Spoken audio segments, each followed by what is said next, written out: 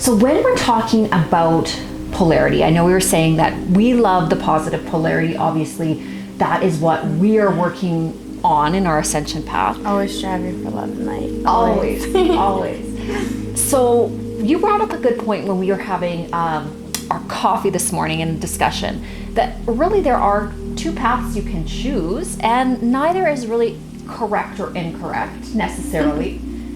Exactly. Yeah, we were talking about just the difference in polarity. So essentially what we were discussing was there's love and light, and then you can assume there's the other end of the spectrum. What would we call that?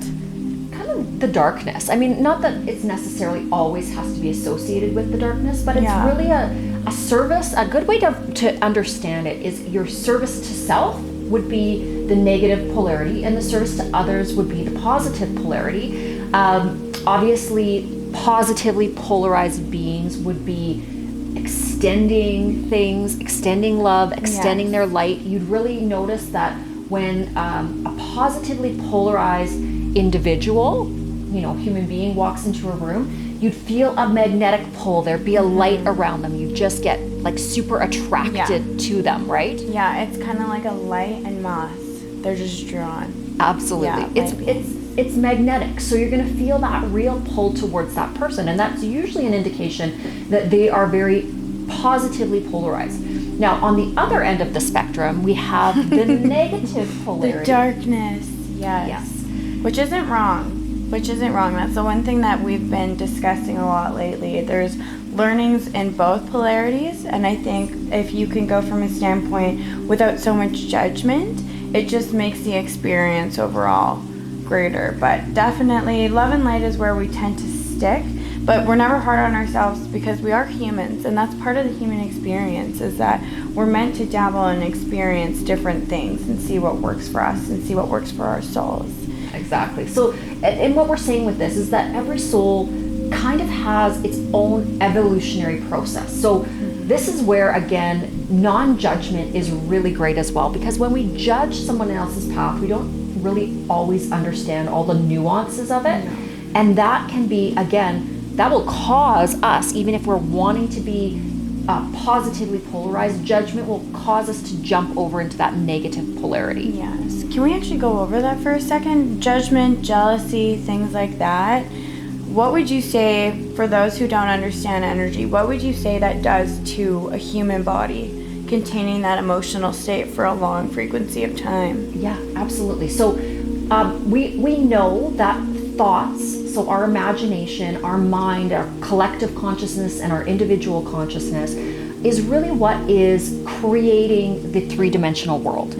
So if you think about how your thoughts correlate to different states of being or emotional states, and I always love to think of energy in motion. So emotion is what is really the catalyst for what we see in our outside world.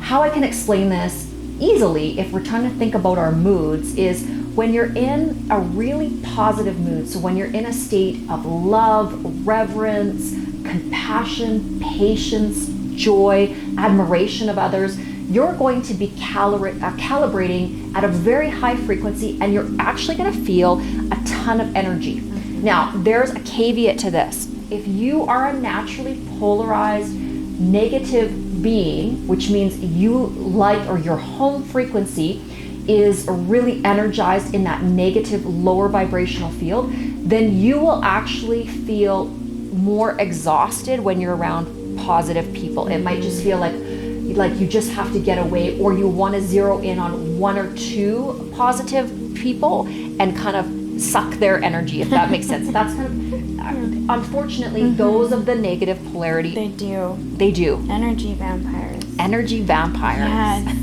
And I don't even know if they actually know they are. No, I don't think.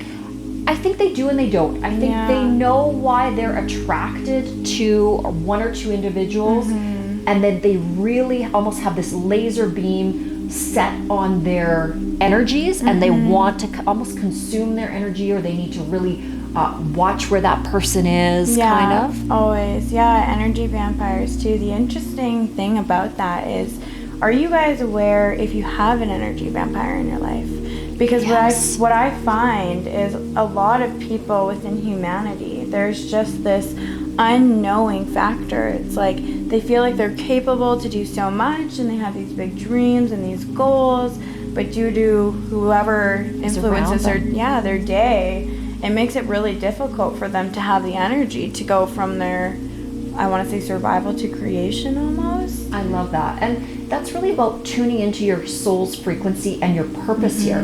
When you are in your home frequency, when you know what you're here to do, you're going to feel very energized. So that's another thing as well. Like, if we really haven't covered some of the emotions that catalyze the negative polarity. So I want to do that first. Definitely. So if an entity or if a human being is, highly negatively polarized, and again, we're not in judgment of this, we're just teaching the way that duality works. So they would be somebody that would complain a lot, they would have a lot of that victim mentality, they could be very cruel, so they could be a bit of a bully, and they really enjoy tearing others down. They could be a narcissist. So narcissists, again, everything has to be about them. They'll talk a lot about themselves. They won't listen to other people. That can be kind of a narcissistic trait. And then you have like the far end of the spectrum where people are really violent and angry and full of hate. So any of those sort of low vibrational energy fields are going to really affect people that are kind of on the positive spectrum or kind of on the neutral spectrum, even if they're really asleep. So they're just totally unaware to all of this. But I love how you brought up, Roxy, if you've ever, just felt like the wind was knocked out of your sails. And this, I feel, is like a message for a lot of people that haven't started thinking about the polarities or thinking about their energy field. But how can you explain, Roxy, how you feel when you're in a room with somebody that's a bit of an energy vampire? What does it do to you? Oh my goodness. Can I actually put in one piece before that question? Is when dealing with an energy vampire. So before, I didn't know this, but my soul needed protection. So what's been the game changer for me so that I'm not affected by anybody else's energy is before I even leave my place, I do a visualization. I picture the white aura around me. I do my breaths, and I always intend, and I say, I'm going in with my light, I'm lighting up the place, and I'm leaving with only my energy. Love it. So by proclaiming that, that's been such a game changer for me. I recommend everybody can do their own little twist. There's no wrong or right way to do it, but just by having that intention, knowing and leaving that your energy is just there to light it up, because I'm definitely not an energy vampire. I think maybe I did have my stage where maybe victim mentality was up at play, because you're like, poor me, why is everyone being so mean? I feel misunderstood. And it's like, you know what, you're just not in the right room. You gotta find your people. So and that's a great point. I love how you brought that up, because there's not like a certain path that, or not a certain state where somebody is like locked into a track. So somebody can be on the negatively polarized spectrum for almost all of their life, and then they can have this great awakening where they just get it, and they're like, wow, all of this negativity and hard things in my life, frustrating things are just happening around me, but they don't realize it's the frequency of their thoughts that they're emitting and attracting. Yes. Absolutely. Like attracts like. So you have to remember that whatever you are holding within your energy field is what you're going to see basically manifesting outside of yourself. So it's so important that you watch your thoughts and you become the change that you want to see in the world. On the micro, which we're at the micro level, we need to fix this vessel first before we see our heaven manifest on earth, essentially, right? Absolutely. It's definitely a need. The healing, the raising of the frequency, the little practices you have to do to align yourself, the grounding. Don't get me started on grounding. Let's talk about that. Okay. Let's talk a little bit about how anybody can ground themselves, because life's a little crazy. Things get a little chaotic out there. Totally. How do you ground yourself, Barb? How do I ground myself? Yeah. Well, one thing that I do, I know you were just talking about how you protect your energy. I like to spend a lot of time alone. So I will write, I will get into my creative space. I know you love to paint, right? Yeah. So putting on music that energizes you, dancing, for me, dancing is love dancing huge. Every day. Yeah, every day. I see you dancing. Every day you've got to be dancing. Yeah. So you'll know for yourself what are the things that you can do that will energize your system, the things that will just make you smile. You know, when you are in that flow state where you just feel like, I don't know, like you're a 7-year-old kid and you're jumping around. Your child is playing, for sure. Yeah. Feeling safe in its adult version form. Yeah, and that's the other thing too. Like, I love the metaphor of Peter Pan. Peter Pan kind of got it right, or Disney got it right. You know, you can fly if you think you can fly. But what we do as we grow up is that we start to forget to use our imagination. We start to forget that inner child and all of the magic that exists in the world. And then we become compounded by this oppressive kind of mediocrity and also complexity that the outside world brings us. So really another great grounding practice is just letting your inner child out. Yeah, singing is so good. You love to sing. I love singing. Yeah, you do too. we love doing everything together. Really, that's the stuff that makes life amazing. When you can create, anytime you're in your creative flow, you're going to be grounded and you're also going to be lifted at the same time. Yes. So one thing that's really important for any human being out there that is looking to transform their life is to really get back to your home frequency. So that your home frequency is where you're the happiest, and then go towards the things that lift you up. So ascension, resurrection, all of these things just really at their core mean the lifting up of your soul and your being. Yes. And knowing what's your thing too. I know for me, there was a long time in my life where I didn't even actually really know what it is I liked and what I loved, because I felt like I had so many external factors pulling and telling me what to do, like my whole entire life. So with that being said, you'll know what resonates with you. It's like the things that you consistently think about, or they're just always in the back of your mind, or you talk about wanting to do it. But it's funny, we can get in this loop of not. So by just taking it and anchoring it and making your spaces set up for it, those are really great steps to just ensure, okay, maybe I have some playtime in the week. Some people like to do it daily. I like to do it daily. You gotta do it daily. Yeah, you gotta play daily. But also the thing is, you know, not being too attuned to like expectations. Expectations are the killer of dreams. Literally. Like if you have all of these voices that you listen to in the outside world saying, you've got to do this, you've got to be this is where your integrity lies, you know, to be a good person, you have to have your life unfold this way.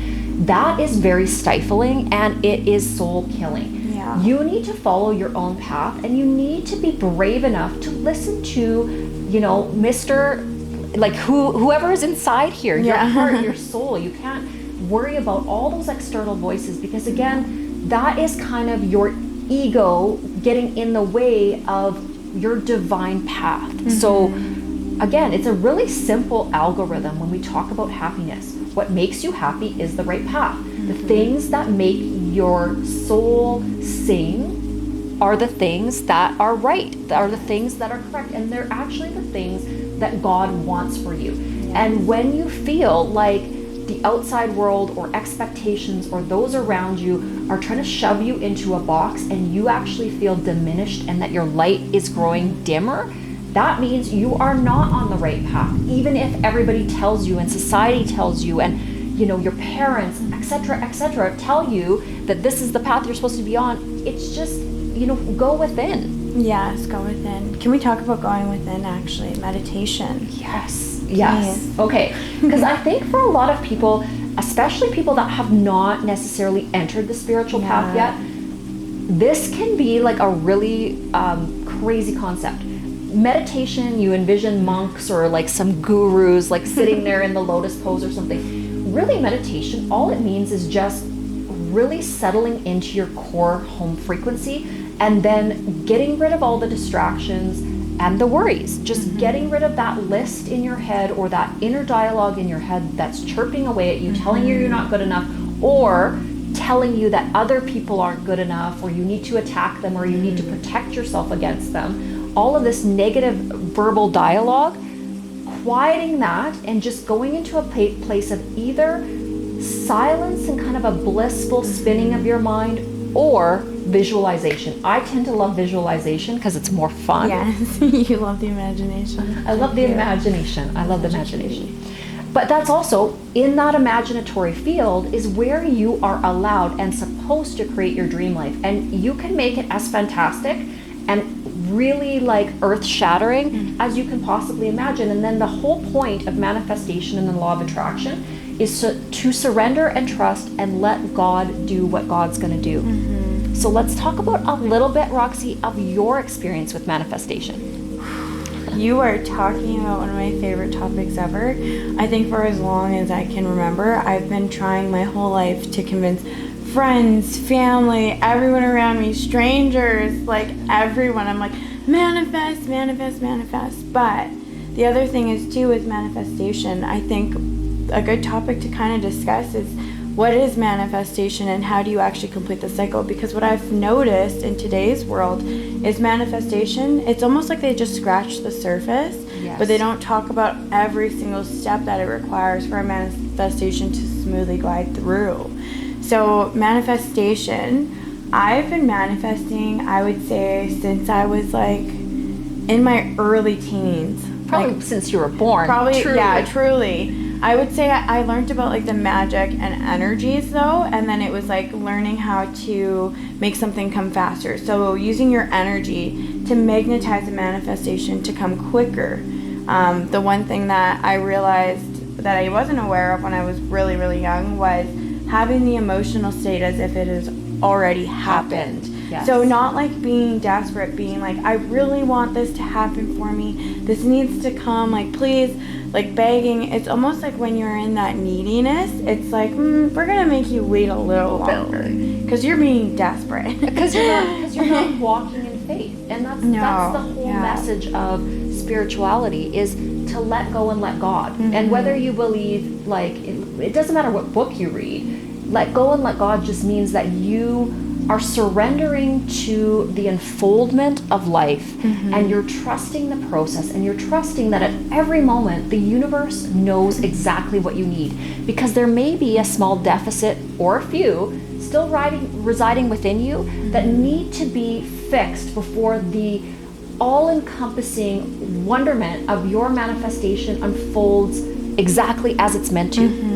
There's always groundwork too. That's the other thing. Yes. The bigger the manifestation, the more groundwork. God. And and definitely getting, I feel like love and light, I don't know, obviously anyone can manifest. It doesn't matter which polarization you're absolutely, in. yes. But I do find for me love and light, when I'm doing that, it's quite a much better experience. It is. And actually I want to put something, more, add something more to that. So if you are really negatively polarized, you can manifest very well as well. They can. The darkness, the dark energies, the dark black magicians out there, they can certainly move mountains as well. But it's important to note that anything that's done with a positive polarity will be much more powerful. And this is just, it's just the way that our universe is set up. It's like a match in a dark room. Absolutely. Yes. The light just has... just see it.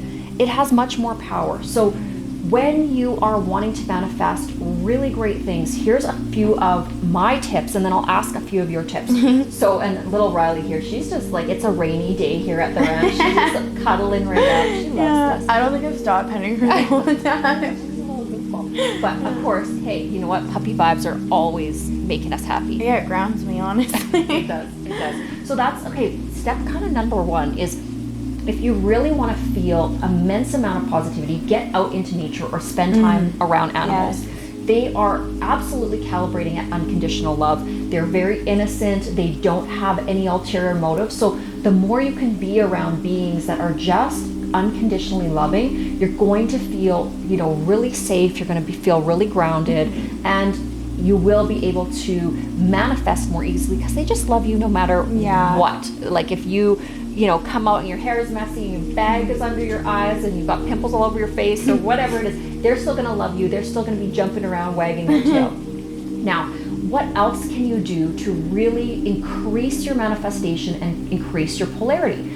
So one thing is eradicate all negative thoughts. So, and there's a lot more than you would realize. So when you start to pay attention, it's kind of, it's kind of like growing a garden. Yeah. You've got to pull out the weeds, and even if you like visually like identify with that metaphor, like every time a dark thought or a negative thought, and I really want to say, if it's about yourself, if it's about somebody else, if you're a little irritated with the person in front of you, all of these on the spectrum, anything that's kind of a little bit negative is still going to polarize you into that negative zone. Yeah, I think I want to put in one piece, you guys. Yeah. And you know me, Barbara, I always say things. You gotta stop just being mean to yourselves. Oh like, my God, seriously, so sick of hearing it. So over it. It's like there's so many bigger things going on in the world than the extra weight you put on from being so blessed, getting to eat desserts and foods and whatever. Like, these little things and our hosts and our bodies, like, it's not as deep as we make it out to be. And actually, we counteract our blessings by being focused on such minuscule, minor things that don't matter. Yeah, like, love yourself. Yeah, like, honestly, Barb, how do you feel about that stuff? Are you over people judging themselves? Because I am. Oh yeah, and you know, and also people wanting to continually fix everything about themselves.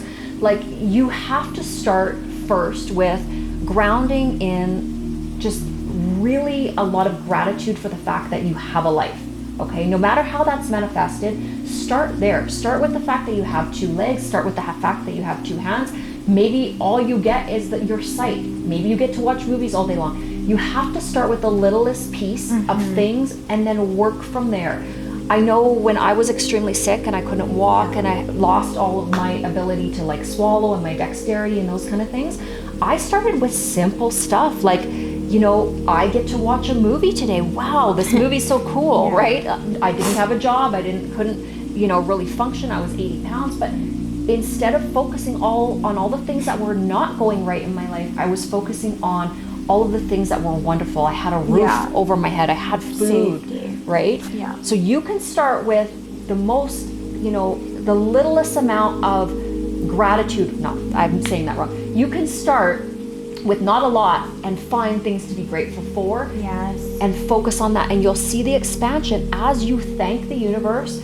It kind of is like an obedient dog. As you say, good boy, this is wonderful, I love this, I love you. It's like, okay, I'm getting excited now. I'm going to give you more. Yes, that's such a good way to explain that. Yeah, like it's just... I'll sit immediately. What else? What else do you want? What else? And also using your word. The word is so powerful. So when we are using, like journaling, the written word is just as powerful as the spoken word. It's intentional. We're putting it down. We're putting it out there. And we're setting a clear intention for ourselves. So that's another way that you can raise your vibration.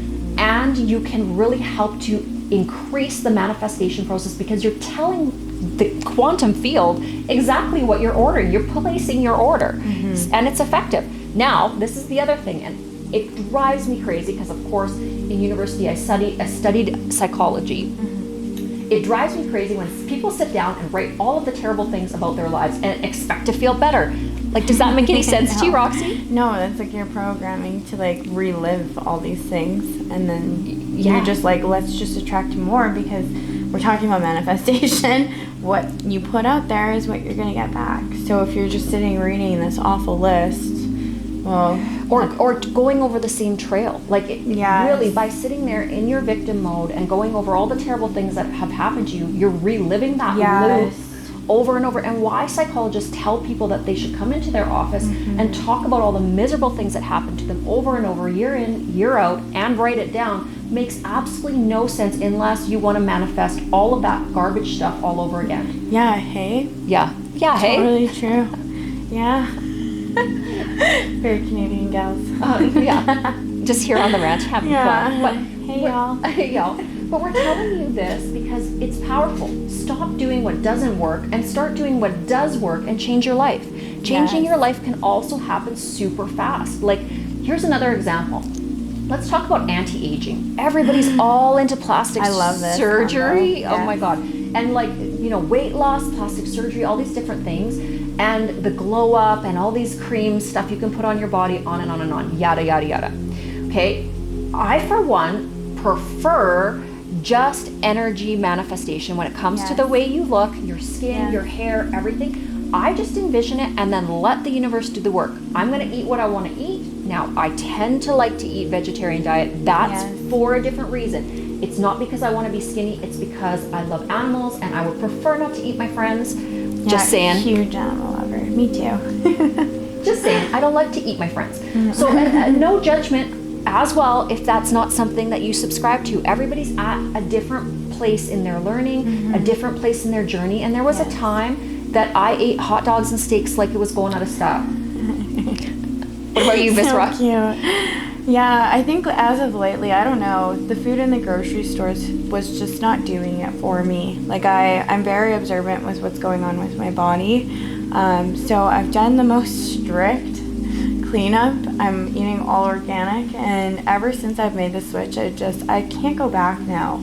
Once you get into the all organic lifestyle, it's really hard for you to want to just get back into that routine of eating anything processed and even like where I get my fruits and my vegetables too. Like I love it. We talked about farmers markets, things like that. Yes, locally sourced. Yes. And so the kind of, I guess, intelligence behind eating raw, fresh fruits and vegetables, eating organic, the way that it calibrates for me, or the reason why I've chosen to adopt this lifestyle.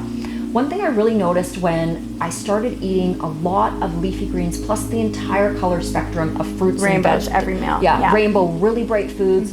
I found that my energy went through the roof, and a really crazy thing happened to my intelligence level. I'm able to process and synthesize information a lot more quickly. I run tons of different companies. I have multiple corporations. I can handle stress so well on a vegan vegetarian diet.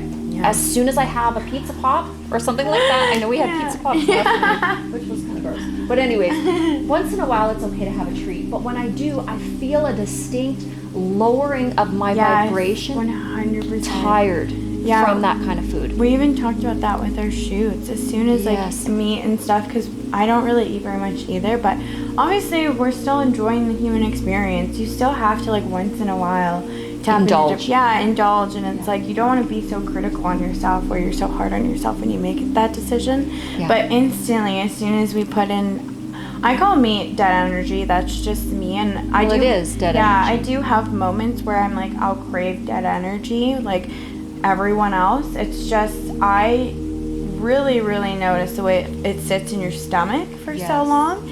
And when you were talking about the synthesizing and everything else, with being on like a raw vegan vegetarian diet, colors are brighter. Yes. Response the way times. you see things. And like it's almost like it's like I can't explain it. You just got to do it yourself. Cleanse your body yourself. Yeah. But you'll see too your eyes. Like your eyes will become clearer. Lighter. Yes. We did smoothies this morning. We had power smoothies and big like greens and everything. And it's just, it allows us as well to have that, I don't know, you just have a joie de vivre. Like it's just a little bit more energy. Yeah, that was beautiful. Can you say that again? I probably, it's French, and I might have totally said it wrong. I took French immersion, like grades 7 through 9, but I'm like unpracticed. No, we're gonna get our French. Yeah, we'll get our French back. This is our accountability video. Oh my God, totally right. Okay, so, you know, we don't want to be too long-winded about this, but essentially the point of this video is that in every moment you have a choice of how you want to calibrate. And if you want a fantastic, mind-blowing, crazy, amazing life, the best way to get that with the least amount of drama is to do, think, be everything positive and really pay attention to what you're creating. And also, okay, one other thing that I really want to talk about is jealousy. Oh, yeah. When we are envious of other people's states of being, this is a super low vibrational toxic energy. And you know what, you could sit there and say, you know, pick any celebrity and try to pull them apart and try to see ways why they shouldn't deserve this amazing life. Or you can have a reverence for what they are as a creator. And I think it's really important too to understand that where you are is where you need to be, and Source knows where you need to be. The universe is always working at our best, for our best outcome. And for our greater good. For our greater good. Now I'm going to use an example in my life just as an actual like teaching example, and then I'm going to ask the same of you. So I've built large multi-million dollar companies. I love the process. I'm fairly good at it. Again, it's something that I'm passionate about. However, my companies at certain points would become kind of stagnant, and they wouldn't grow to where I needed or wanted them to be to create this fantastic existence that I saw within, my mental imagination. However, what I was realizing, or what I realize now in hindsight, is that all of the little pieces that seem like obstacles and struggles were really giving me the tools to be able to increase my bandwidth in terms of what I could handle, so that when that next stage or phase materialized, I was everything I needed to be to handle it.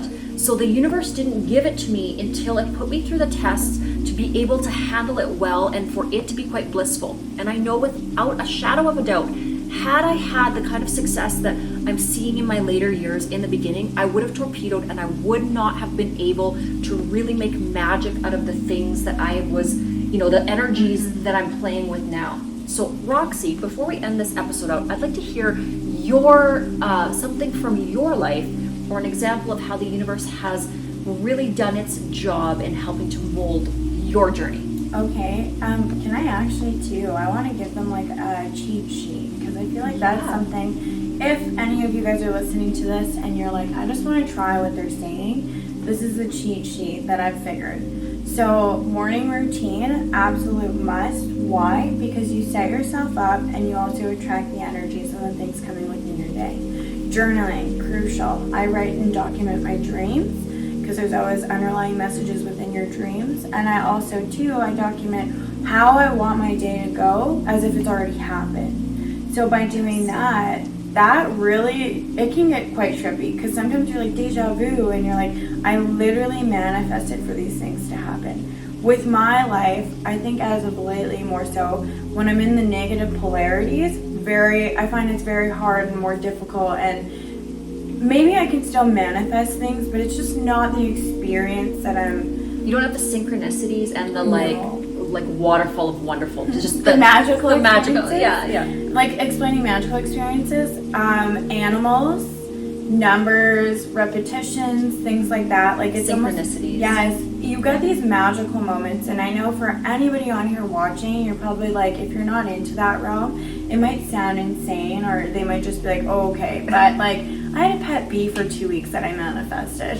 I've had so many random things that it's like, there's just no way. There's no coincidence. But stuff is not, yeah, and like, I'm kind of a silly wisher. Like, I'll wish for silly little things, because it's like the inner child in me is like, it would be cool if this would happen. And like, my dog example, my little dog, I just manifested her to a T. I was like, I took a notebook, I wrote, I want light eyes on a dog, because I already have a Pomeranian and she's got the darker eyes. I'm like, I want opposite contrast, cool pattern, white tip on the tail, white paws, and like just something unique.